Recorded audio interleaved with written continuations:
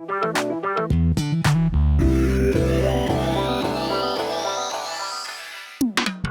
parle de quel projet déjà? Je sais plus. Ouais. Ah, ça tournait. T'as pas un point rouge comme avant? Ça se regarde dans les yeux.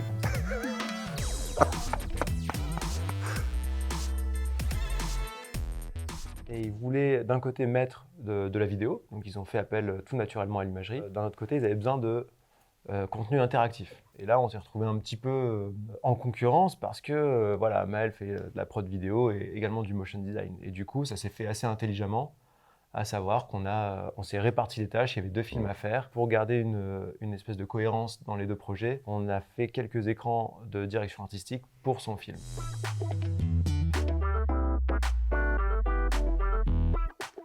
On n'a pas eu tout à fait les mêmes messages, les mêmes Même choses à faire passer. Nous, on a eu un aspect qui était quand même assez émotionnel, puisqu'on a pu interviewer des gens qui avaient participé à l'histoire du groupe, des témoignages qui étaient parfois bouleversants. On a des personnes qui ont versé quelques larmes pendant les interviews.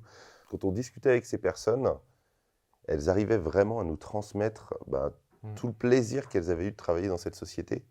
Si je devais résumer le projet, en tout cas le film histoire en un seul mot, ce serait l'émotion. Anticipation, c'est un exercice qu'ils ont vraiment fait, donc c'était des textes qui venaient de chez eux, une vraie discussion avec les gens du marketing, les gens de l'innovation, tout ça, pour apporter leur vision sur les 100 années à venir. 100 années à venir? Je suis analphabète, hein, je sais pas. Sur les prochaines années. Nous, après, il fallait juste retranscrire en images tout ça, à la façon un peu vraiment d'un espèce de storyboard un peu amélioré, ça se dessinait, ça s'effaçait, vraiment comme si on était en mode brainstorm. Ah non, le mot, ça va être brainstorm plutôt. Ouais, c'est ça, c'était bien, ça marchait. Des contraintes qui étaient assez nouvelles, à savoir vraiment du motion design à 360 degrés. Du coup, il fallait jouer avec ça, voir tout ce que ça impliquait. Où est-ce que tu mets ton centre d'intérêt sur ton motion? Comment tu fais pour la personne qui a la tête de l'autre côté? Est-ce que tu mets 2 points d'intérêt? Et aussi, il faut s'en servir. Il ne faut pas que ce soit juste un panoramique étiré. Il faut que les gens tournent la tête, qu'ils aient envie de voyager un petit peu. Et ça, je trouve qu'on s'en est bien sorti. Ça a marché assez.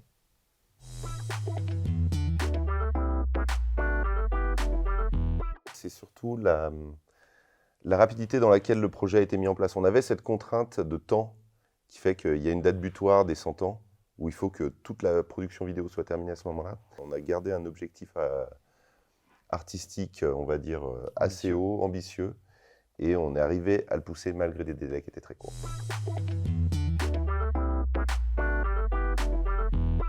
C'est vraiment le travail de l'imagerie, on me dit fais un film sur les 100 ans avec des témoignages et ça va être très plan-plan, alors que Maël se dit bah non, on va privatiser un lieu, on va mettre de la fumée partout, on va faire une expo temporaire, on va imprimer sur des beaux formats des photos d'archives, les personnes historiques du groupe, on va les promener dans cette exposition et ça, c'est pas n'importe qui l'aurait fait je pense. Et il y avait de l'idée, puis c'était ambitieux, c'était beau.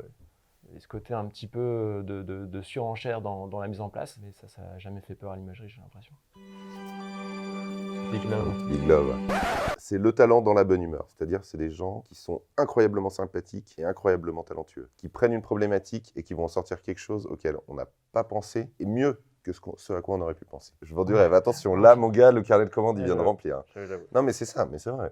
L'extrême talent dans l'extrême bonne humeur. Je pousse, tu vois. Tu sais qu'il n'y a que ça qui va être gardé. Hein. Duo gagnant, on prend le meilleur des 2 sociétés, on prend le meilleur des 2 personnalités pour essayer de faire un projet qui soit mieux que ce qu'on aurait pu faire chacun dans notre coin. À 2, on va plus loin, hein. C'est un adage bien connu.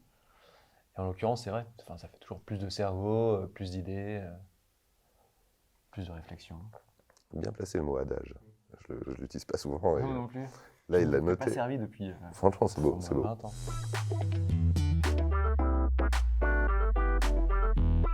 La Belle et le Clochard, un truc comme ça, tu vois. Batman et Robin. C'est bien, c'est mystérieux, ça me plaît bien. Et on est les mecs de Daft Punk. On est mystérieux, on a un casque, et voilà. C'est pas mal. Hein.